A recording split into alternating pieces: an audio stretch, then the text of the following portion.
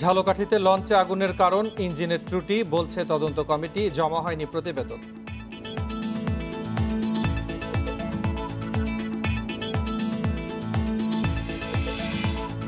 কক্সবাজারের পর্যটক ধর্ষণের প্রধান আসামি আশিক মাদারীপুরে গ্রেফতার, এ পর্যন্ত গ্রেফতার ৫।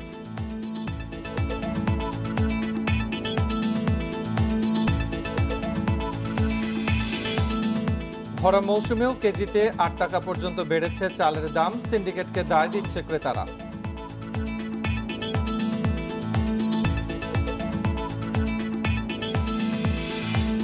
তৈরি পোশাক রপ্তানি করে মালদ্বীপে শক্ত অবস্থানে বাংলাদেশের, রপ্তানি খরচ কমানোর দাবি।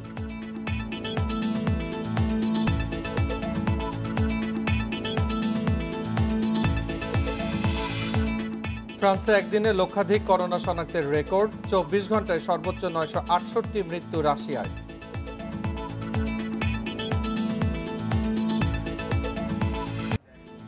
স্বাগত ইন্ডিপেন্ডেন্ট সংবাদে, সাথে আছি মুজাহিদুল ইসলাম এবং আমি ফারহানা আলম। শুনছিলেন শিরোনাম, এবার বিস্তারিত।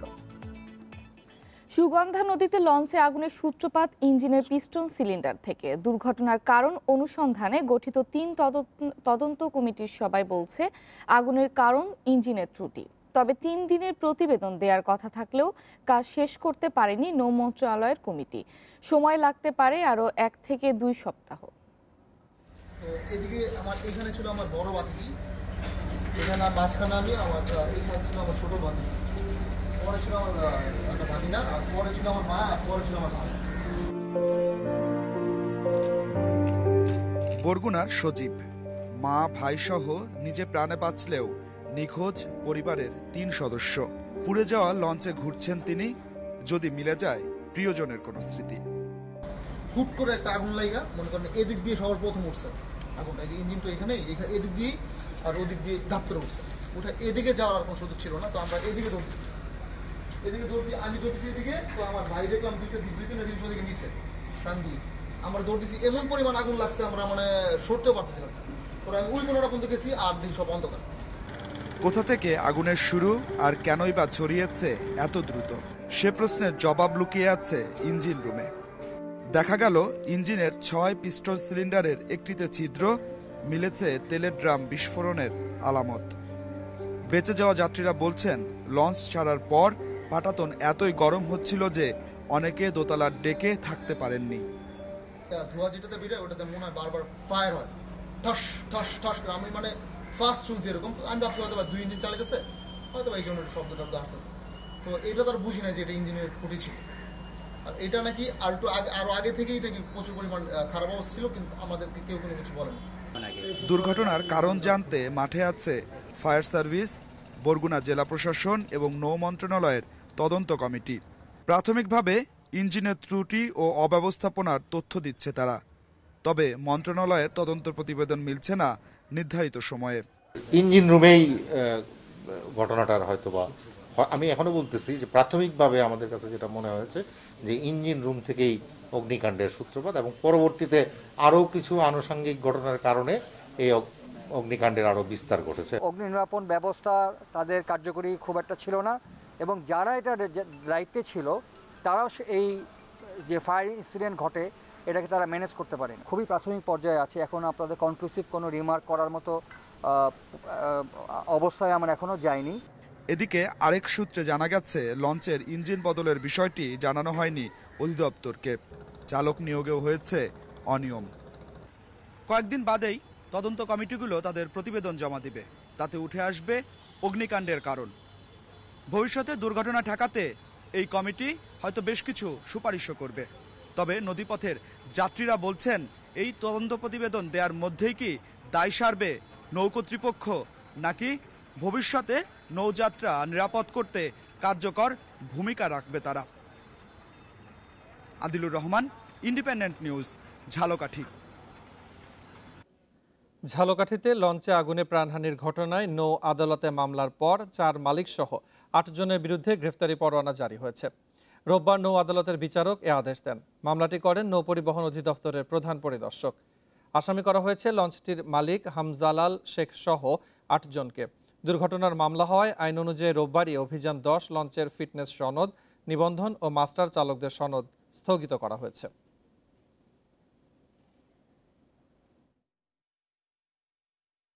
হয়েছে আমাদের মুখ্য পরিদর্শক জনাব শফিকুর রহমান। ৮ জনের বিরুদ্ধে মামলা করা হয়েছে, মালিক, মাস্টার, ড্রাইভার সহ ৮ জনের বিরুদ্ধে মামলা করা হয়েছে এবং বিজ্ঞ আদালত মামলাটি আমলে নিয়ে গ্রেপ্তারি পরোয়ানা জারি করেছেন। সুগন্ধায় আগুন লাগা লঞ্চের মালিক হামজালাল শেখকে প্রধান আসামি করে বরগুনার আদালতে মামলা হয়েছে। ফায়ার সার্ভিস পরিচালক জানিয়েছেন, অগ্নি নির্বাপক যন্ত্র না থাকায় প্রাণহানি বেড়েছে। নিখোঁজদের সন্ধানে তৃতীয় দিনের অভিযানের সময় একথা জানান তিনি। নৌপরিবহন মন্ত্রণালয়ের তদন্ত কমিটির সঙ্গে কথা বলতে বরগুনার সার্কিট হাউসে আসেন সেই আগুন থেকে প্রাণে বেঁচে ফেরা যাত্রীরা। তাদের চোখে মুখে তখনও আতঙ্কের ছাপ। পরে মন্ত্রণালয়ের যুগ্ম সচিব তোফাইল ইসলামের নেতৃত্বে সেখানে আসেন কমিটির সদস্যরা। যাত্রীরা বলেন, চালকের অদক্ষতা ও কর্মীদের অবহেলায় প্রাণহানি বেড়েছে। লঞ্চটা নোঙর করা গেলে আমার মনে হয় সর্বোচ্চ ৫-১০ জন লোক মারা যেত, যেটা ওই শুরুতেই মেশিনটা ব্লাস্ট হওয়ার সময় যে লোকগুলো মারা গেছে, এরপরে আর একটা লোকও মারা যেত না। ২ থেকে ৩টা ট্রলার নিয়ে গেলে অনেক মানুষের জীবন বাঁচানো যেত। প্রজাতন্ত্রের কি কেউ নেই এইটুকু দেখার জন্য?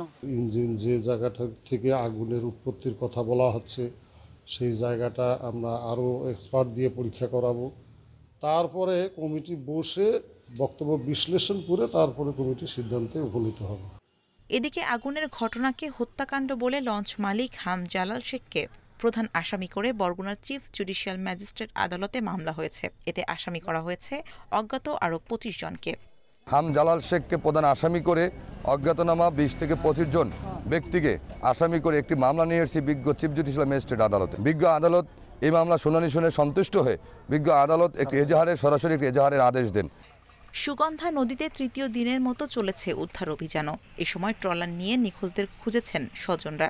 পরে ফায়ার সার্ভিস পরিচালক জানান, অগ্নি নির্বাপক যন্ত্র না থাকায় হতাহত বেড়েছে।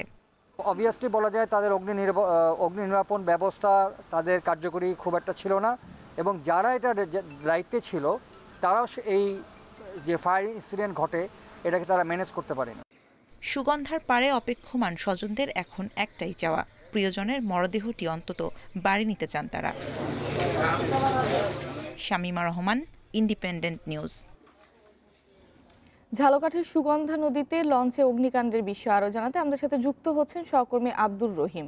রহিম, নিখোঁজদের সন্ধানে আজও কি নদী পাড়ে ভিড় করেছেন স্বজনরা, আর উদ্ধার অভিযান কখন শুরু হবে?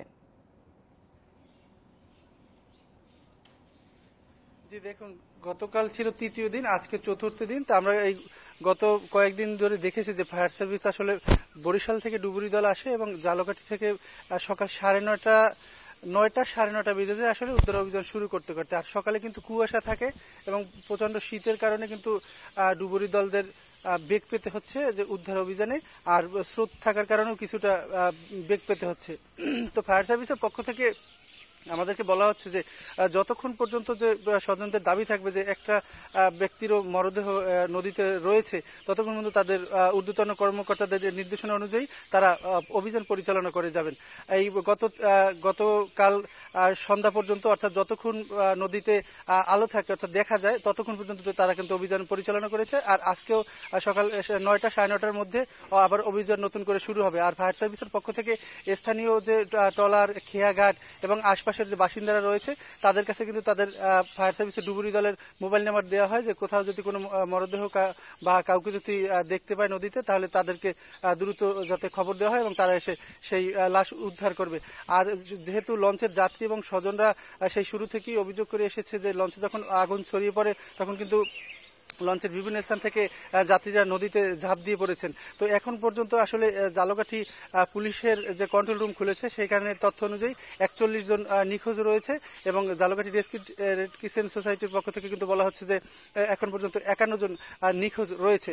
তো এই নিখোঁজ যাত্রীরা হয় অজ্ঞাত হিসেবে দাপন হয়েছে অথবা এই নদীতেই এখন পর্যন্ত বিষখালী নদীতেই নিখোঁজ রয়েছে। যেহেতু নিখোঁজের রয়েছে সেহেতু এই উদ্ধার অভিযান চলমান থাকবে যতক্ষণ না পর্যন্ত এই স্বজনদের দাবি, অর্থাৎ যে তাদের স্বজনরা এখনো নদীতে থাকতে পারে, ততক্ষণ পর্যন্ত এই উদ্ধার অভিযান চলবে বলে ফায়ার সার্ভিসের পক্ষ থেকে আমাদেরকে জানানো হয়েছে। ঝালকাঠি থেকে এতক্ষণ আমাদের সাথে যুক্ত ছিলেন আব্দুর রহিম। কক্সবাজারে পর্যটক ধর্ষণ মামলার প্রধান আসামি আশিকুল ইসলাম আশিককে মাদারীপুর থেকে গ্রেফতার করেছে র্যাব। র্যাবের আইন ও গণমাধ্যম শাখার পরিচালক কমান্ডার খন্দকার আল মঈন বিষয়টি নিশ্চিত করেছেন। আশিকের বিরুদ্ধে এর আগেও ইয়াবা ব্যবসা, ছিনতাই সহ নানা অপরাধের অভিযোগে 16টি মামলা রয়েছে বলে জানিয়েছে পুলিশ। এই নিয়ে পর্যটক ধর্ষণ মামলায় গ্রেপ্তার হলেন মোট 5 জন। গত বৃহস্পতিবার রাতে সংঘবদ্ধ ধর্ষণের অভিযোগে কক্সবাজার সদর থানায় মামলা করেন নির্যাতিতা নারীর স্বামী।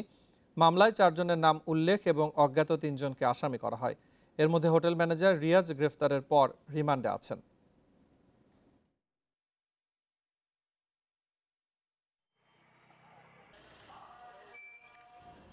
জাতীয় পার্টি ও জাসদের মতো নির্বাচন কমিশন গঠনে আইন প্রণয়নের দাবি ন্যাপের। সার্চ কমিটি নিয়েও নেই আগ্রহ। বঙ্গভবনে রাষ্ট্রপতির সংলাপে যোগ দিয়ে সহিংসতামুক্ত ও সুষ্ঠু ভোটের পরিবেশ নিশ্চিতে জোর দিয়েছেন দলটির নেতারা। নির্বাচন কমিশন গঠনে রাজনৈতিক দলগুলোর সঙ্গে ধারাবাহিক সংলাপে বসছেন রাষ্ট্রপতি। রোববার এই আলোচনায় অংশ নিতে বঙ্গভবনে আসেন ন্যাশনাল আওয়ামী পার্টি ন্যাপের নেতারা। প্রায় 1 ঘন্টা ধরে চলা এই সংলাপে নির্বাচন কমিশন গঠনে আইন প্রণয়ন সহ রাষ্ট্রপতির কাছে 7 দফা প্রস্তাবনা দিয়েছে ন্যাপের 7 সদস্যের প্রতিনিধি দল। ভোটাধিকারের জন্য যেন সবাই যেন ভোট কেন্দ্রে যেতে পারে, সবাই যেন নির্বিঘ্নে ভোট দিতে পারে, যেন সেখানে কোনো মন্ত্রী এমপি যেন কোনো প্রভাব খাটাতে না পারে, এই ধরনের প্রস্তাব আমরা দিয়েছি। এর আগেও রাষ্ট্রপতির সংলাপে এসে একই দাবি জানায় বিরোধী দল জাতীয় পার্টি ও জাতীয় সমাজতান্ত্রিক দল জাসদ। একটা আইনি কাঠামো তৈরি করার জন্য এই আইনটির উদ্দেশ্য হবে একটি অবাধ, সুষ্ঠু, নিরপেক্ষ নির্বাচন অনুষ্ঠান করার জন্য। ওই দল দুটোর মতো সার্চ কমিটি নিয়েও আগ্রহ দেখায়নি ন্যাপ। আমরা নাম চাইও নাই, আমরা সার্চ কমিটির কথা উল্লেখ করিনি। নির্বাচন কমিশন আইন করার জন্য আমরা তাদেরকে বলেছি, তো উনি উনার সীমিত ক্ষমতার মধ্যে উনি চেষ্টা করবেন, উনি বলেছেন। এদিকে আমন্ত্রণ পেলেও বঙ্গভবনের এই সংলাপে সাড়া দেয়নি বাংলাদেশের সমাজতান্ত্রিক দল বাসদ। কারণ হিসেবে 2012 ও 2017 সালে সংলাপের দেয়া প্রস্তাব বাস্তবায়ন না হওয়ার কথা জানিয়েছে দলটি। Nafiza Dobla, independent news, Dhaka. বিভিন্ন জেলায় ভরা মৌসুমেও খুচরা বাজারে বেড়েছে চালের দাম। প্রকারভেদে প্রতি কেজিতে বেড়েছে 2 থেকে 8 টাকা পর্যন্ত। হঠাৎ চালের দাম বাড়ায় বিপাকে পড়েছেন সাধারণ মানুষ। এজন্য মিল মালিকদের সিন্ডিকেট ও বাজারে নজরদারির অভাবকেই দুষছেন ভুক্তভোগীরা। যশোরে প্রকারভেদে প্রতি কেজিতে চালের দাম বেড়েছে 2 থেকে 8 টাকা। সপ্তাহের ব্যবধানে বাসমতি 62 থেকে বেড়ে 70 টাকা, 54 টাকার মিনিকেট 60, কাজললতা 5 টাকা বেড়ে 59 টাকা, BR10 6 টাকা বেড়ে 57 টাকায় বিক্রি হচ্ছে। বেড়েছে মোটা চালের দামও। আর দাম বাড়ার কারণ একটাই, বাজারে মালের আমদানি খুবই কম। বড় বড় মিলেরা যেভাবে নিয়ন্ত্রণ করে বাজার সেভাবে নিয়ন্ত্রণ হয়। ধানের দাম বেড়েছে, প্রতিটা মিলে রেট বাড়াই দিয়েছে, আমরা যেভাবে কিনছি সেভাবে বিক্রি করছি। বাজারে ধানের দাম বেশি, তার উপর মিল মালিকদের কারসাজিতে এই সংকট তৈরি হয়েছে বলছেন খুচরা ব্যবসায়ীরা। এখন এই ব্যবসাটা চলে গেছে মূলত বড় বড় ইন্ডাস্ট্রি মালিকের হাতে। তারা 1 বছরের ধান একসাথে কিনে নেয়, নিলে বাজারে ধানের ক্রাইসিস পড়ে, বাজারে ধান থাকে না। যে ধান থাকে যার যেটুকু রাখে তখন দাম বেশি চাই, বেশি দামে বিক্রি করে। চালের দাম হঠাৎ বেড়ে যাওয়ায় বিপাকে পড়েছেন নিম্ন আয়ের মানুষ। এজন্য সরকারি নজরদারির অভাবকে দুষছেন তারা। কিনে খাওয়াটাই মুশকিল হয়ে যাচ্ছে, সরকার এগুলো দেখে না তো, সত্যি কথা। স্বল্প আয়ের ভীষণ অসুবিধা এবং এটা ক্রয় ক্ষমতার বাইরে দিন দিন চলে যাচ্ছে। 1 সপ্তাহে পাবনার বাজারে সব ধরনের চালের দাম বেড়েছে 1 থেকে 2 টাকা পর্যন্ত। মিল থেকেই বেশি দামে কেনার কথা জানিয়েছেন খুচরা ব্যবসায়ীরা। বেশি দামে কিনলে বেশি দামে বেচতে হবে, এখন স্থিতিশীল যে দামে কিনতে সেই দামে বেচা। মিলারদা ধান কিনতেছে বেশি দামে, বিধায় আমাদের চাল একটু বস্তায় 20-30 টাকা বেশি দামে বর্তমান চিকন চালগুলি বিক্রি করতে হচ্ছে। রংপুরে প্রতি কেজি বেড়েছে 3 থেকে 4 টাকা। ব্যবসায়ীরা সিন্ডিকেটের কথা বললেও মিল মালিকরা অজুহাত দিচ্ছেন ধানের দাম বৃদ্ধির। লক্ষ লক্ষ বস্তা ধান এবং চাল স্টক রাখিয়া সীমিত আকারে বাজারে ছাড়িয়া এরা মানে মুনাফা লুটার জন্য চেষ্টা করতেছে। এই সিজনে আমি 2000 বস্তা ধান আমার মিলে নাই, অথচ আমার প্রতিদিন ধান লাগতেছে 900 বস্তা ধান। দিনাজপুরে বিড়ি 29, 48 থেকে 50 টাকা, বিড়ি 28, 50 থেকে 52 টাকা, মিনিকেট 58 থেকে 60 আর নাজিরশাইল 65 থেকে 70 টাকায় বিক্রি হচ্ছে। Mamunur Rashid, independent news desk. এই নিয়ে আরো জানাতে এবারে দিনাজপুর থেকে যোগ দিচ্ছেন সহকর্মী সালাউদ্দিন আহমেদ। সালাউদ্দিন, দিনাজপুরের বাজারে চালের দামের কেমন পার্থক্য লক্ষ্য করছেন এবং হঠাৎ করে আমরা যে খবরটা পাচ্ছি যে চালের দামের এই তারতম্য, এটির পেছনে আসলে মূল কারণ কি? এই ব্যাপারে আসলে ক্রেতা বিক্রেতারা দুপক্ষই আসলে কি বলছেন, বিস্তারিত জানাবেন। আমরা কিন্তু প্রতিবারে যে বিষয়টি সবচেয়ে উল্লেখযোগ্য হয় যে বাজারে ঘাটতি এবং ব্যাপক চাহিদা, এই দুই কারণেই কিন্তু যে কোনো সময় দ্রব্যমূল্য বেড়ে যায়। কিন্তু দিনাজপুরের চিত্রটা সম্পূর্ণ ভিন্ন। বাজারে প্রচুর চালের সরবরাহ আছে এবং চাহিদাও সেভাবে নেই, অথচ বেড়ে যাচ্ছে চালের দাম। এই কারণটি আমরা অনুসন্ধানের জন্য খুচরা বিক্রেতা, পাইকারি বিক্রেতা এবং মিল বিক্রেতাদের সঙ্গে, যারা মিল চালু উৎপাদক তাদের সাথে কথা বলেছিলাম। তাদের প্রত্যেকেরই একটা বক্তব্য হচ্ছে ধানের দাম বৃদ্ধি হচ্ছে, ধানের বাজারে কৃষকরা দাম পাচ্ছে, এই জন্য তাদের নাকি চালের দাম বেড়ে যাচ্ছে। কিন্তু মূল বিষয়টি যেটি আমরা এই মুহূর্তে আমি বাজারে রয়েছি, এখানে পাইকারি বিক্রেতারা আমাদেরকে জানিয়েছেন যে যেমন ধরেন মিনিকেট চালের কথায় যদি বলা হয় 50 কেজির একটি চালের বস্তা স্থানীয়ভাবে অন্যান্য মিলে যে কোনো মিলে উৎপাদিত হলে তার দাম হয় 2700 টাকা। কিন্তু বোচাগঞ্জের একটি জৌরা ওয়াটার রাইস মিল আছে, তাদের প্রোডাক্টের দাম একই মানের চালের দাম হচ্ছে 2920 টাকা। অর্থাৎ সবচেয়ে দিনাজপুরের বড় চাল উৎপাদনকারী যে প্রতিষ্ঠানটি সেটি জৌরা ওয়াটার রাইস মিল, এবং সেই মিল থেকেই মূলত চালের বাজারে এই অস্থিতিশীল ভাব পরিলক্ষিত হয় এবং সেইভাবেই অন্যান্য মিল মালিকরাও কিন্তু দাম বাড়িয়ে সেই ফায়দাটা হাসিল করে। বাজারে কিন্তু চালের কোনো ঘাটতি নেই এবং আমি যে জায়গায় দাঁড়িয়ে আছি, আমি সকাল থেকে এখানে দীর্ঘ সময় দাঁড়িয়ে আছি, এখন পর্যন্ত কিন্তু 1 কেজি বা 1 বস্তা চাল কেউ কিনতে আসেনি। আমরা যেটি জানতে পেরেছি পাইকারি বিক্রেতাদের কাছে, তারা বলছেন সরকারের বিভিন্ন যে কর্মসূচি আছে সেখানে মানুষ খাদ্য সহায়তা পাচ্ছে, অর্থাৎ গরিব মানুষের মধ্যে চালের তেমন চাহিদাটা তাদের কাছে নেই। খুচরা বাজারে যেটি বিক্রি হয় সেটা স্থানীয়ভাবে 2-1 টাকা বেশি দরে নিয়েই তারা বিক্রি করেন। আরেকটি বিষয় এখানে মূলত না বললে নয়, মিল মালিকরা কিন্তু কোনোভাবেই স্বীকার করতে চান না যে তাদের কারণে চালের দাম বাড়ছে, বা বাজারে যে সরকারের যে মনিটরিং ব্যবস্থা সেটি কিন্তু দিনাজপুরে কখনোই আমরা লক্ষ্য করিনি। অর্থাৎ দিনাজপুরে প্রায় 2000 অটো রাইস মিল কিন্তু চাল উৎপাদনের সঙ্গে জড়িত এবং তাদের হাতেই মূলত বাজারটা নিয়ন্ত্রিত হচ্ছে। পাশাপাশি যদি আমরা বলি, কৃষি সম্পদ অধিদপ্তরের মধ্যে এবার প্রায় 2,60,000 হেক্টর জমিতে আবাদ হয়েছে এবং সে চালের পরিমাণ 8 লক্ষ। বড় এবং আমন মিলিয়ে দিনাজপুরে 16 লক্ষ মেট্রিক টন চাল উৎপাদিত হয়।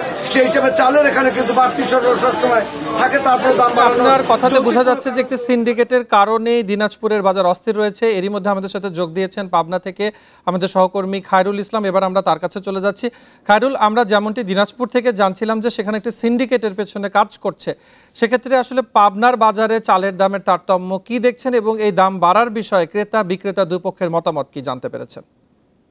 আসলে আমরা কিন্তু এই চালের দাম বৃদ্ধির কারণে মিলারদের সঙ্গে কিন্তু কথা বলেছি। মিলাররা বলছেন যে আসলে এখন যে নতুন যে ধান রয়েছে সেই ধান কিন্তু তারা বেশি দামে ক্রয় করছেন, এমনটি কিন্তু আমাদের জানিয়েছেন। পাশাপাশি এই ধান উৎপাদন করতে, ধান থেকে চাউল উৎপাদন করতে তাদেরকে শ্রমিক খরচ থেকে শুরু করে যতগুলো এই ইয়েগুলো রয়েছে সব ক্ষেত্রেই তাদের ব্যয়, যেমন জ্বালানি, কিন্তু জ্বালানির ব্যয়ের কথাও কিন্তু তারা বলছেন।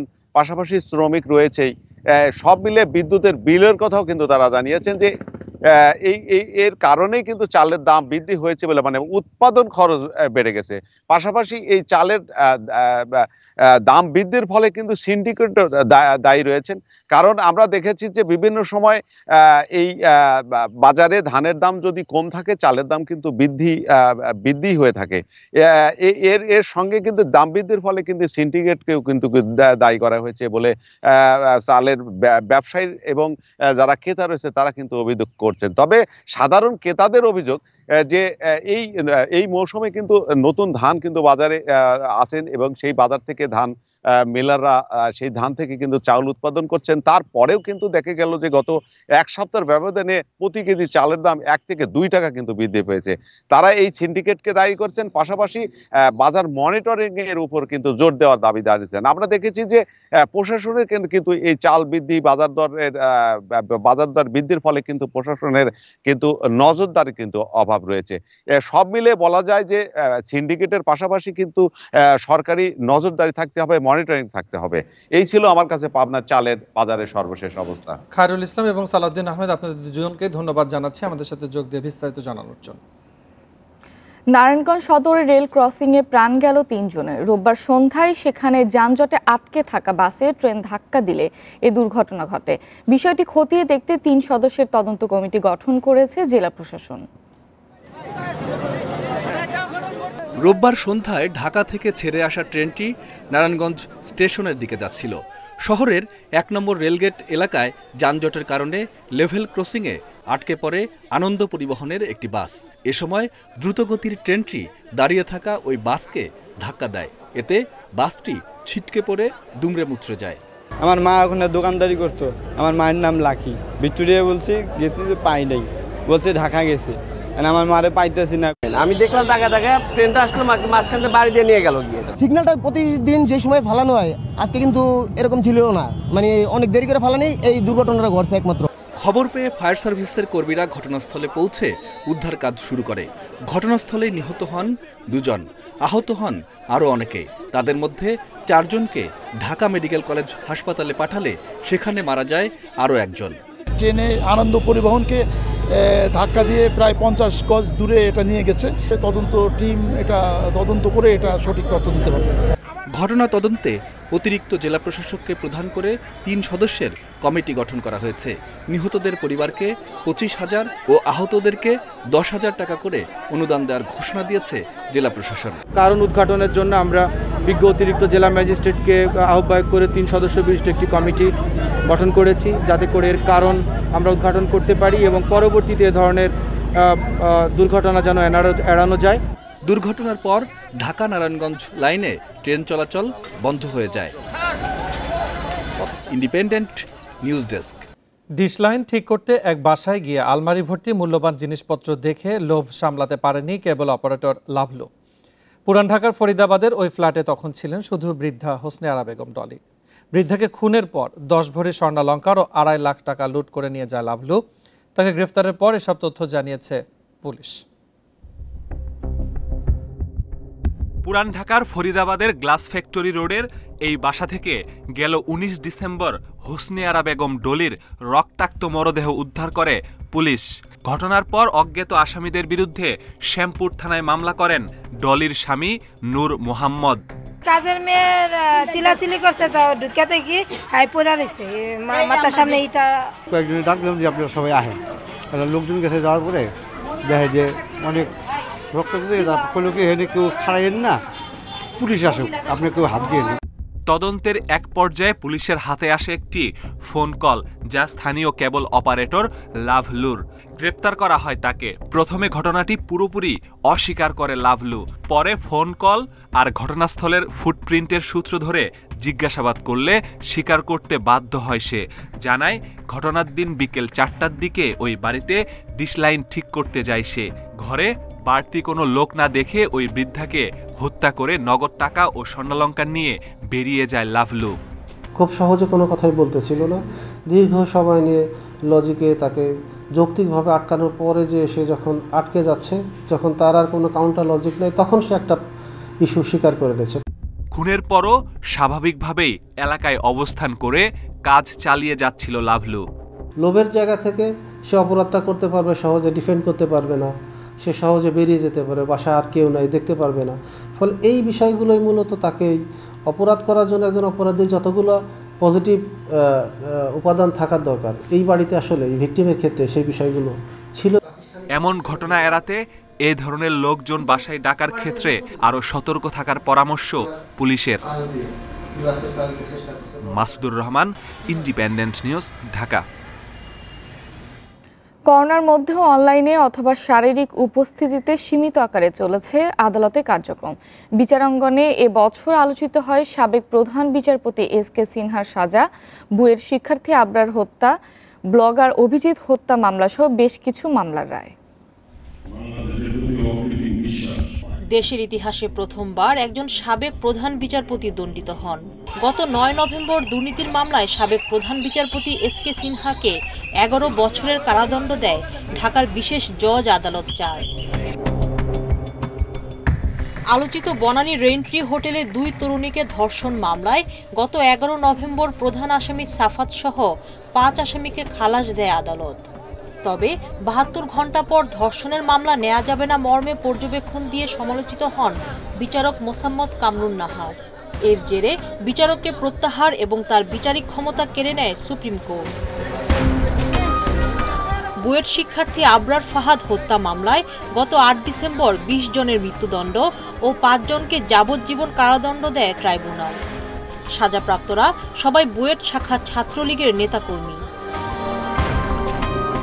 আমিনবাজারে ৬ ছাত্রকে পিটিয়ে হত্যার ঘটনায় ২ ডিসেম্বর ১৩ জনের মৃত্যুদণ্ড ও ১৯ জনকে যাবজ্জীবন কারাদণ্ড দেয় আদালত।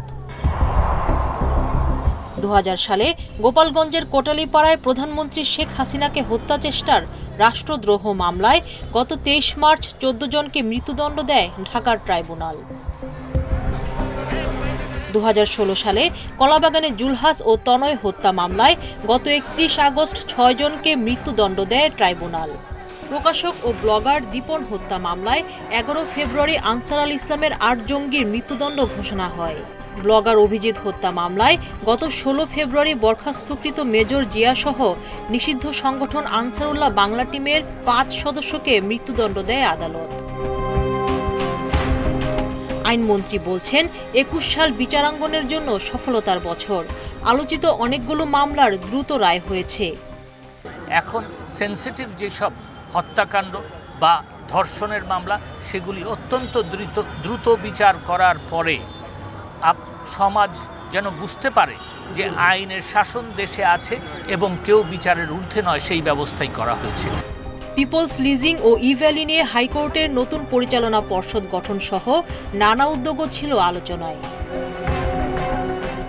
সুলতানা জাহান মিতু, ইন্ডিপেন্ডেন্ট নিউজ, ঢাকা। সংবাদে নিচ্ছে একটা বিরতি, ফিরে আসার পরে আরো যা থাকছে। বগুড়ায় অবৈধ 3 হুইলার চালাচ্ছে অন্তত ১০,০০০ শিশু, নিয়মিত অভিযানেও মেলেনি সুফল।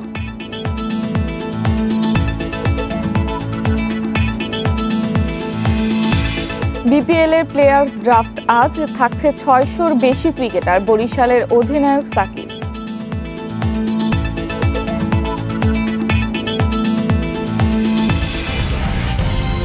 তৈরি পোশাক রপ্তানি করে মালদ্বীপের বাজারে শক্ত অবস্থান তৈরি করছেন প্রবাসী বাংলাদেশিরা। শার্ট, প্যান্ট থেকে শুরু করে দেশের সব গার্মেন্টস পণ্যই মিলছে সেখানে। তবে রপ্তানি খরচ বেশি হওয়ায় ভারত ও শ্রীলঙ্কার সঙ্গে সহযোগিতা করা কঠিন হয়ে পড়ছে বলে দাবি ব্যবসায়ীদের। প্রতিদিন সন্ধ্যা হলেই মালদ্বীপের অন্যতম শহর হুলহু মালেতে বসে এই ভ্রাম্যমাণ মার্কেট। এখানকার বেশিরভাগ দোকানেই প্রবাসী বাংলাদেশি, যারা দেশ থেকে পণ্য আমদানি করে এখানে বিক্রি করছেন। এই দোকানের সবগুলো পণ্যই মেড ইন বাংলাদেশ, আর এখানে কাজ করছেন বাংলাদেশিরাই। এই মার্কেটে যতগুলো দোকান রয়েছে তার সবগুলোতেই প্রায় বেশিরভাগই বাংলাদেশি। তাই পার্থক্য করার উপায় নেই এটি গুলিস্তান না মালদ্বীপ। আমদানি নির্ভর মালদ্বীপে শার্ট, প্যান্ট, টি শার্ট সহ সব ধরনের গার্মেন্টস পণ্যের ব্যাপক চাহিদা রয়েছে। তবে রপ্তানি জটিলতায় বাজার ধরতে হিমশিম খাচ্ছেন প্রবাসী বাংলাদেশিরা। প্রোডাক্ট সব বাংলাদেশ থেকে আনতেছি, আমার বস মালিক, আমি হলো মানে ইম্পোর্টার করে আমি বসের নামে আনি। এয়ার ফ্লাইট বর্তমানে ভাড়া বেশি, এটা যদি ডিসকাস করে আমাদেরকে একটু কম প্রাইসে দেয় তাহলে আমরা আনতে সুবিধা হবে, বিক্রি করতে সুবিধা হবে। রপ্তানিকারকরা বলছেন ভৌগোলিক কারণে মালদ্বীপের বাজারে সুবিধাজনক অবস্থানে রয়েছে ভারত ও শ্রীলঙ্কা। তবে বাংলাদেশ থেকে সরাসরি কার্গো জাহাজ চালু করা গেলে বড় হবে মালদ্বীপের বাজার। আমাদের পণ্যের দাম অনেক কম, কিন্তু ভাড়ার কারণে আমাদের দামটা অনেক বেশি পড়ে যায়। সরাসরি বাংলাদেশ থেকে অন্তপক্ষে জাহাজের ব্যবস্থা, অথবা সরাসরি না হোক অন্ততপক্ষে সেটা যদি ইন্ডিয়া অথবা শ্রীলঙ্কা হয়েও আসে, তারপরে কিন্তু আমাদের ভাড়াটা অনেক কমে যাবে। যে কোনো দেশের কোনো নাগরিক এখানে নিজ নামে কোনো ব্যবসা করতে পারেন না। মালদ্বীপের কোনো একজন কারোর সাথে তার হয় পার্টনারশিপে যেতে হয়। পার্শ্ববর্তী দেশের তুলনায় আমরা এই পরিমাণটা যদি আমদানির পরিমাণটা যদি বাড়াতে চাই, তাহলে সেই ক্ষেত্রে আমাদেরকেই জাহাজ চালু করার চেষ্টা করতে হবে। বর্তমানে মালদ্বীপে ৫ লাখ মানুষ বাস করেন, যার মধ্যে ১ লাখ প্রবাসী বাংলাদেশি। সোহেল রানা, ইন্ডিপেন্ডেন্ট নিউজ, মালদ্বীপ। বিমার দাবি পরিশোধে পিছিয়ে আছে বায়রা, গোল্ডেন, ডায়মন্ড, সান লাইফ ও পদ্মা লাইফ ইন্স্যুরেন্স। বারবার দ্বারস্থ হয়েও টাকা ফেরত পাচ্ছেন এসব প্রতিষ্ঠানের অনেক গ্রাহক। তাদের কাছে গ্রাহকের পাওনা 194 কোটি টাকা। দাবি পরিশোধে নিয়ন্ত্রক সংস্থাকে কঠোর হওয়ার পরামর্শ বিশ্লেষকদের। রাজশাহীর বাসিন্দা নীলুফা 17 বছর আগে মেয়ের নামে একটি জীবন বীমা করেন। 5 বছর আগে বীমার মেয়াদ শেষ হলেও এখনও টাকা হাতে পাননি। বহুবার বীমা প্রতিষ্ঠানে গেলেও মিলছে কেবল আশ্বাস। একই জেলার রেহানাও দিনের পর দিন ঘুরছেন বীমার টাকা পেতে। আজ না কালকে বলে বিভিন্ন ধরনের মানে ওরা অজুহাত দেখায়। 5 বছর ধরে খালি ঘুরাচ্ছে, মেয়া দিয়ে হয়েছে অফিস কোন দিক পালিয়ে গেছিল, আবার সে খুঁজে খুঁজে বাইর করলাম। বীমা প্রতিষ্ঠানগুলো গ্রাহকের প্রিমিয়ামের মেয়াদ শেষে সঠিক সময়ে দাবি পরিশোধ করে না এমন অভিযোগ অনেক দিনের। এর মধ্যে অনেক প্রতিষ্ঠান 50% বেশি দাবি পরিশোধ করলেও পিছিয়ে আছে কয়েকটি প্রতিষ্ঠান। বীমা উন্নয়ন নিয়ন্ত্রণ কর্তৃপক্ষের তথ্য অনুসারে বছরের দ্বিতীয় প্রান্তিকে সান লাইফ ইন্স্যুরেন্স দাবি পরিশোধ করেছে 6.87%, গোল্ডেন লাইফ 5.47%, বায়রা 1%, ডায়মন্ড 1%-এর বেশি, পদ্মা 18.78% এবং সানফ্লাওয়ার পরিশোধ করেছে 20%-এর বেশি দাবি। আমরা পর্যাপ্ত দাবি যা আসতেছে হয়তো অল্প একটু সময় নিচ্ছে, কিন্তু সময় পরিশোধ করা হচ্ছে। বিশ্লেষকরা বলছেন যথাসময়ে দাবি পরিশোধ না হলে বীমায় আস্থা হারাবেন গ্রাহকরা। গ্রাহক হয়রানি কমাতে নিয়ন্ত্রক সংস্থাকে কঠোর হওয়ার পরামর্শ তাদের। ইন্স্যুরেন্স করে 2-3টা প্রিমিয়াম দেওয়ার পর আর করে না, বীমা ল্যাপস হয়, এটা কিন্তু তাদের বড় ইনকাম। অর্থাৎ এখন ইডরার এগুলো ফলো আপ করা যাতে প্রিমিয়ামগুলো দেয়। কাজের অদক্ষতার কারণে দাবি পূরণে দেরি হয় অনেক প্রতিষ্ঠানের। তবে যারা দাবি পূরণে গ্রাহক হয়রানি করছে তাদের বিরুদ্ধে ব্যবস্থা নেওয়া হচ্ছে বলে জানিয়েছে আইডিআরএ। আমাদের নির্ধারণ করে দেওয়া আছে 20% সে ম্যানেজমেন্ট কস্ট করতে পারবে। এটা যদি 20%-এর মধ্যে সীমিত থাকে তাহলে কিন্তু মনে করেন যে ওই পলিসি হোল্ডারদের যে ক্লেমটা সেটা কেমন মেয়াদ হয়ে যায়। প্রতিষ্ঠানগুলোকে নজরদারির আওতায় আনতে পরিচালনা পর্ষদের সভায় অবজারভার রাখার পরিকল্পনার কথা জানিয়েছে নিয়ন্ত্রক সংস্থা। Irin Khatun, independent news, Dhaka. বছর জুড়ে আলোচনায় দেশের ই-কমার্স খাত। সঠিক সময়ে পণ্য বুঝিয়ে না দেয়া সহ নানা অভিযোগে বিচারের কাঠগড়ায় ই-ভ্যালি, ই-অরেঞ্জ, ধামাকা সহ অন্তত 1 ডজন প্রতিষ্ঠান। এখনো পাওনা বুঝে না পেয়ে বিপাকে লাখো গ্রাহক। তবে নতুন বছরে এই খাতে স্থিতিশীলতা ফেরার আশ্বাস বাণিজ্য মন্ত্রণালয়ের। চোখে হোক না শুরু হোক না বিশ্বাসে। ই-কমার্স প্রতিষ্ঠান ই-ভ্যালির ভেলকিবাজি শুরু 2018 সালের ডিসেম্বরে। চটকদার বিজ্ঞাপন আর লোভনীয় অফারে মাতিয়ে তোলে পুরো অনলাইন প্ল্যাটফর্ম। ই-ভ্যালির দেখানো পথে বাজারে আসতে শুরু করে ধামাকা, ই-অরেঞ্জ, এসপিসি, কিউকম, আলেশা মার্ট সহ অন্তত অর্ধশত প্রতিষ্ঠান। গ্রাহক প্রতারণার অভিযোগে চলতি বছরের 16 সেপ্টেম্বর র্যাবের হাতে গ্রেপ্তার হন ই-ভ্যালির ব্যবস্থাপনা পরিচালক মোহাম্মদ রাসেল ও চেয়ারম্যান শামিমা নাসরিন। এর আগে 3 সেপ্টেম্বর গ্রাহকের প্রায় 1000 কোটি টাকা নিয়ে পালিয়ে যায় আরেক প্রতিষ্ঠান ই-অরেঞ্জ। ভারতের মেঘালয়ে গ্রেপ্তার হন ই-অরেঞ্জ মাস্টারমাইন্ড সাবেক পুলিশ কর্মকর্তা সোহেল রানা। দেশে গ্রেপ্তার হন ই-অরেঞ্জের কথিত মালিক সহ 3 জন। পুলিশের অপরাধ তদন্ত বিভাগ সিআইডি বিভিন্ন ই-কমার্স প্রতিষ্ঠানে অন্তত 29টি মামলার তদন্ত করছে। এরই মধ্যে আটক করা হয়েছে অর্ধশত কর্মকর্তাকে। এখনো ব্যাংক হিসাব জব্দ আছে ধামাকা, রিং আইডি, এসপিসি সহ বেশ কিছু প্রতিষ্ঠানে। সিআইডি বলছে বিদেশে আত্মগোপনে আছে ধামাকা, আনন্দবাজার সহ বেশ কিছু প্রতিষ্ঠানের মালিক। পণ্য বা টাকা কোনোটি না পেয়ে রাজপথে প্রায় বিক্ষোভ করতে দেখা গেছে ভুক্তভোগীদের। এ নিয়ে দফায় দফায় বৈঠক হয়েছে বাণিজ্য ও স্বরাষ্ট্র মন্ত্রণালয় সহ সংশ্লিষ্ট বিভিন্ন দপ্তরে। তবে নতুন বছরে পুরো ই-কমার্স ব্যবস্থাপনায় স্থিতিশীলতা ফেরাতে পদক্ষেপ নেওয়ার কথা জানিয়েছে বাণিজ্য মন্ত্রণালয়। যেগুলো মামলা আছে কেস বাই কেস, প্রতিটা কেসের ক্ষেত্রে আমরা কোর্ট থেকে, আমাদের সরকারের পক্ষ থেকে যারা মামলা করেছে তারাও, প্লাস বাণিজ্য মন্ত্রণালয় এখানে কাজ করবে, আমাদের প্যানেল লয়ার, তাদের মাধ্যমে যদি আমরা একটা কোর্ট থেকে ভার্ডিক্ট নিতে পারি সেই টাকাগুলো মামলার মধ্যে যে প্রতিষ্ঠানগুলো আছে সেই টাকাগুলো ছাড় করা যাবে পর্যায়ক্রমে। আমরা নেক্সট মান্থে আমরা এই ইউবিআইডিটা আমরা ফর্মালি লঞ্চ করব। ই-কমার্স খাতে নতুন নীতিমালা হলেও এখনো এসক্রো সিস্টেমে গ্রাহকের আটকা পড়ে আছে কয়েকশো কোটি টাকা। নতুন বছরে গ্রাহকের পাওনা দ্রুত বুঝিয়ে দেওয়ার মধ্য দিয়ে আবারও সুদিন ফিরবে এই খাতে, এমনটাই প্রত্যাশা গ্রাহকদের। Nahid Kamal, independent news, Dhaka. অনলাইনে এখন অফলাইন লার্নিং সেবা পাওয়া যাবে। E learning platform 10 minute school নিয়ে এলো নতুন এই সেবা। রাজধানীর কারওয়ান বাজারে জনতা টাওয়ারে সংবাদ সম্মেলনে তথ্য দেন 10 মিনিট স্কুলের প্রতিষ্ঠাতা আয়মান সাদিক। তিনি বলেন, কোর্সটি সাজানো হয়েছে পঞ্চম শ্রেণী থেকে দ্বাদশ শ্রেণী পর্যন্ত। পঞ্চম থেকে সপ্তম শ্রেণীর জন্য গণিত, অষ্টম শ্রেণীর জন্য গণিত ও সাধারণ বিজ্ঞান এবং নবম থেকে দ্বাদশ শ্রেণীর জন্য বিজ্ঞান বিভাগের মূল বিষয়গুলোর উপরে নির্দেশিকা তৈরি করা হয়েছে। আয়মান সাদিক বলেন, শিক্ষার্থীদের গতানুগতিক ব্যবস্থার বাইরে নতুন কিছু দেওয়ার চেষ্টা করে 10 মিনিট স্কুল। নতুন এই একাডেমিক নির্দেশিকা শিক্ষার্থীদের পড়াশোনার প্রতি আগ্রহ সৃষ্টি করবে বলে আশা তার।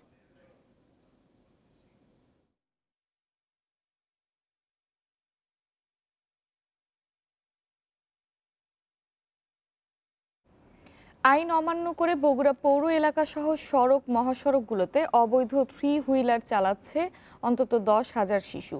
অপেশাদার লাইসেন্সের ক্ষেত্রে চালকদের জন্য নির্ধারিত বয়স থাকলেও তা মানা হচ্ছে না।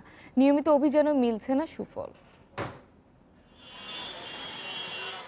মোটরযান আইনে ড্রাইভিং লাইসেন্স ছাড়া কোনোভাবেই যানবাহন চালানোর সুযোগ নেই সড়ক মহাসড়কে। আর পেশাদার চালকের লাইসেন্স পাবার শর্ত বয়স হতে হবে কমপক্ষে 21 এবং অপেশাদার লাইসেন্সের ক্ষেত্রে বয়স 18 নির্ধারিত। এসব নিয়ম কাগজ কলমে থাকলেও বাস্তবে নেই। Bangladesh road transport authority BRTA জানায়, বগুড়ায় গ্যাস চালিত 7,500 3 হুইলারের রেজিস্ট্রেশন থাকলেও বৈধ চালক অনেক কম। আমাদের আরটিসির কমিটিটা মেয়াদোত্তীর্ণ হওয়ার জন্য এই কমিটির বায়োডাটা অলরেডি আমরা প্রেরণ করছি। তবে অবৈধ গাড়ির বিরুদ্ধে আমাদের নিয়মিত ভ্রাম্যমাণ আদালত অব্যাহত আছে, পুরোদন আইনের ব্যবস্থা গ্রহণ করা হচ্ছে। যানবাহনের আসনে থাকা অবস্থায় যাদের ড্রাইভিং লাইসেন্স থাকবে না তাদের বিরুদ্ধে আইনি ব্যবস্থা নেওয়া হবে বলে জানান পৌর মেয়র। এখানে যে হারে আমাদের এই ব্যাটারি চালিত রিক্সা এবং ইজি বাইক চলাচল করছে, এটা নিয়ন্ত্রণের বাইরে চলে গেছে। এই নিয়ন্ত্রণ আনার জন্য আমরা ইতিমধ্যে পৌর পরিষদ বিভিন্ন উদ্যোগ নিয়েছে এবং মাননীয় মন্ত্রী মহোদয়ের কাছে আমরা এই ব্যাপারে চিঠি দিয়েছি। ব্যাটারি ও গ্যাস চালিত যানবাহন মালিক সমিতির তথ্য মতে বগুড়ায় ব্যাটারি চালিত 3 হুইলারের সংখ্যা প্রায় 1 লাখ। উচ্চ আদালত মহাসড়কে অবৈধ এসব যান চলাচল বন্ধের নির্দেশ দিলেও তা মানা হয়নি। Hasibur Rahman, independent news, Bogura. খাগড়াছড়ির দুর্গম পাহাড়ে পর্যাপ্ত সংখ্যক শিক্ষা প্রতিষ্ঠানের অভাবে ঝরে পড়ছে শিক্ষার্থীরা। দুর্গম এলাকাগুলোতে মাধ্যমিক বিদ্যালয় না থাকায় প্রাথমিকের পর আর পড়াশোনা করতে পারছে না অনেক শিক্ষার্থী। পাহাড়ি এলাকায় নির্দিষ্ট দূরত্বে বিদ্যালয় স্থাপনের তাগিদ ভুক্তভোগীদের। খাগড়াছড়ির মাটিরাঙ্গা উপজেলায় তৈকাথাং মৌজার 10 গ্রামের 400 পরিবারের বাস। কাছাকাছি একটি মাত্র বেসরকারি প্রাথমিক বিদ্যালয় থাকলেও শ্রেণীকক্ষের সংকট সহ নানা সীমাবদ্ধতা জর্জরিত সে প্রতিষ্ঠান। কোনো রকমে প্রাথমিকের গণ্ডি পেরুলেও মাধ্যমিক বিদ্যালয়ের অভাবে পড়াশোনা চালিয়ে যেতে পারে না এসব এলাকার শিক্ষার্থী। শুধু মাটিরাঙ্গা নয়, দীঘিনালা, লক্ষ্মীছড়ি সহ প্রায় সবগুলো দুর্গম এলাকার চিত্রই একই। অনেকে বহুদূরে শহরে গিয়ে পড়াশোনা করলেও সামর্থ্যের অভাবে প্রাথমিকের পরই লেখাপড়া শেষ করতে পারে না বেশিরভাগ শিক্ষার্থী। মাধ্যমিক স্কুল না থাকার কারণে এই প্রাইমারি শিক্ষা শেষ হওয়ার পরে অনেক জড়িয়ে পড়ে যায়। আমাদের এখানে শুধু ক্লাস 2, 3, 1, 2, 3 পর্যন্ত পড়াতে হয়, কিন্তু 4, 5 এখনো ক্লাস হয় নাই। পাহাড়ের শিক্ষার্থীদের মাধ্যমিক শিক্ষা নিশ্চিত করতে বিশেষ প্রকল্প নেওয়ার আহ্বান জেলা প্রশাসকের। অবকাঠামো নির্মাণের জন্য পার্বত্য চট্টগ্রামের উন্নয়ন সংস্থাগুলোকে দায়িত্ব নেওয়ার তাগিদ দিয়েছেন তিনি। 10 কিলোমিটারের ভিতরে হাই স্কুল নেই, এরকম অনেক জায়গা আছে।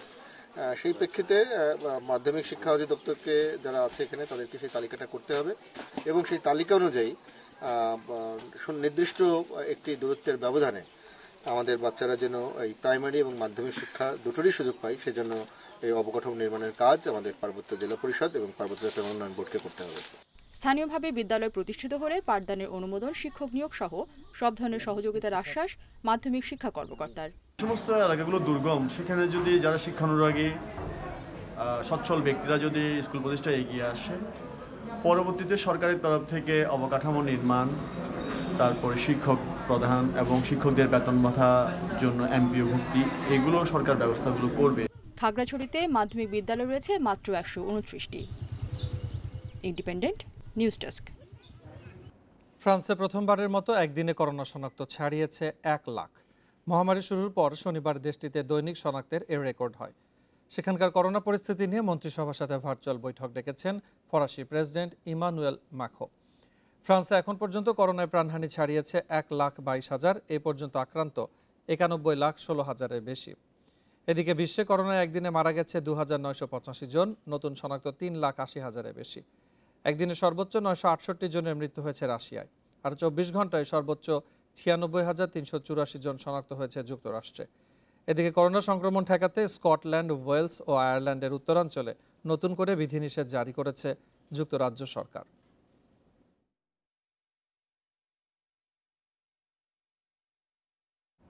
আজ দুপুরে রাজধানীর একটি হোটেলে হবে বিপিএল এর প্লেয়ার্স ড্রাফট। দেশি বিদেশি 600-র বেশি ক্রিকেটার থাকছে এবারের ড্রাফটে।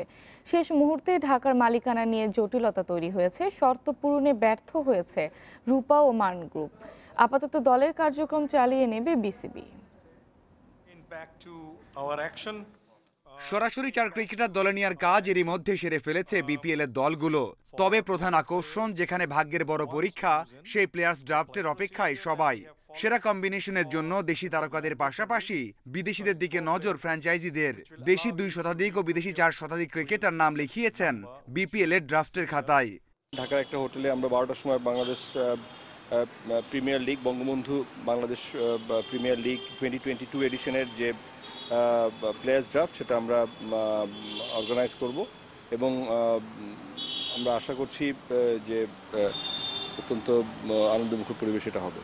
ড্রাফটের মধ্য দিয়ে বিপিএল এর আনুষ্ঠানিক কার্যক্রম শুরু হচ্ছে। এমন সময়ে বিপত্তি বাধিয়েছে ঢাকার ফ্র্যাঞ্চাইজি। শর্ত পূরণ করতে না পারায় বাদ পড়েছে রূপা ও মান গ্রুপ। তবে বাদ পড়ছে না দল।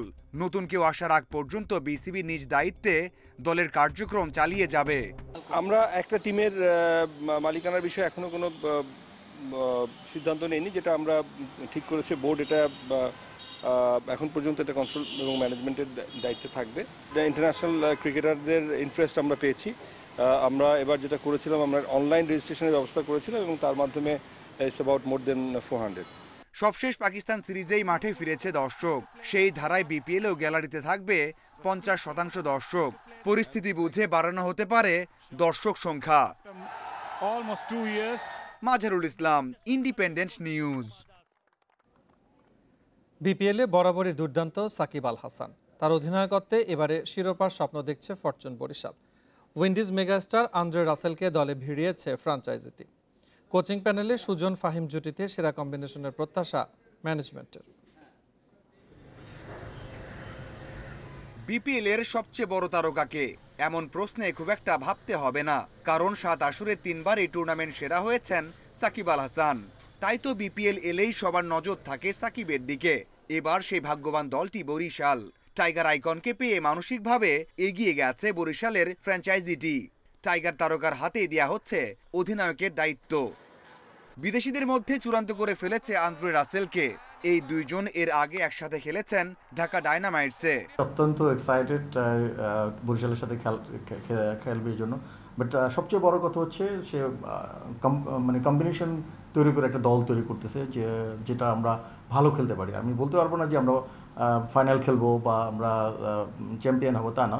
আমরা সুন্দর খেলার জন্য একটা ভালো দল তৈরি করতেছে। টি-20 ক্রিকেটের 2 সেরা তারকার সাথে 2 সেরা মাস্টার মাইন্ড খালেদ মাহমুদ সুজন ও নাজমুল আবেদিন ফাহিমকেও ডাগ আউটে পাচ্ছে বরিশাল। দেশের ক্রিকেটের 2 অভিজ্ঞ কোচের কৌশলের কাছে অন্য দলগুলো পেরে উঠবে না, বিশ্বাস ফ্র্যাঞ্চাইজিটির। তাদের সাথে কথা বলে দলের কম্বিনেশন তৈরিতে কাজ করছেন কর্তারা। চিন্তা করে দেখেন, মিরপুরের উইকেট, সুজন ভাইয়ের চেয়ে বেশি মিরপুর উইকেট পৃথিবীর কেউ জানে না। সো সে জানবে কাকে নিলে, কোন ছেলেটাকে নিলে ওখানে কাজ করতে পারবে। সেম আমাদের যে ফাহিম ভাই আছে, ফাহিম ভাই ইয়াং ক্রিকেটারদের সবাইকে চিনে। আমরা যেহেতু বললাম যে ইয়াং ক্রিকেটার এবং আমাদের পারফর্ম ক্রিকেটারদের নিয়ে আমরা দল করব। সো এই দুইজনের কম্বিনেশন হওয়াতে এবং সাকিব থাকাতে আমি আশা করি আমার দলটা অত্যন্ত ব্যালেন্সড হবে। ড্রাফটে যুব বিশ্বকাপ জয়ী দলের তারকা ও উদীয়মানদের দিকেও নজর থাকছে ফরচুন বরিশালের।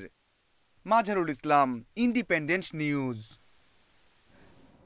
লোকেশ রাহুলের অপরাজিত সেঞ্চুরি এবং মায়াঙ্ক আগারওয়ালের হাফ সেঞ্চুরিতে সেঞ্চুরিয়ান টেস্টের প্রথম দিন দাপট দেখিয়েছে ভারত। দিন শেষে সফরকারীদের সংগ্রহ 3 উইকেটে 272 রান। টস জিতে ব্যাটিংয়ে নেমে দারুণ শুরু করেন মায়াঙ্ক আগারওয়াল ও লোকেশ রাহুল। তাদের 117 রানের উদ্বোধনী জুটি ভাঙে 41তম ওভারে। টানা 2 বলে উইকেট নেন লুঙ্গি এনগিদি। আগারওয়ালকে 60 রানে ফেরানোর পর চেতেশ্বর পূজাকে 0 রানে আউট করেন এই পেসার। পরে কোহলিকে ৩৫ রানে আটকে দেয়। প্রোটিয়াদের কিছুটা স্বস্তি দেন এনগিদি। দিনের ৭৮তম ওভারে সেঞ্চুরি পূর্ণ করেন লোকেশ রাহুল। দিন শেষে রাহুল ১২২ এবং রাহানে ৪০ রানে অপরাজিত আছেন।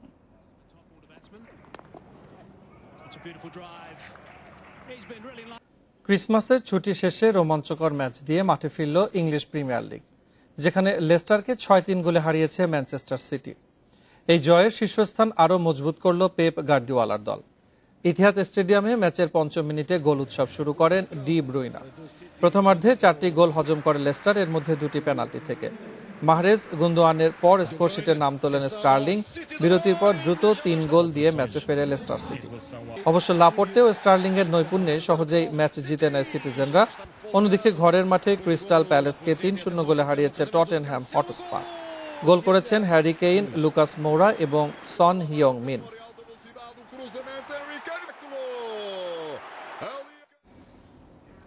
এই ছিল সংবাদে। ইন্ডিপেন্ডেন্ট টেলিভিশনে সব খবর দেখতে চোখ রাখুন ফেসবুক, ইউটিউব এবং টুইটারে। ধন্যবাদ সবাইকে।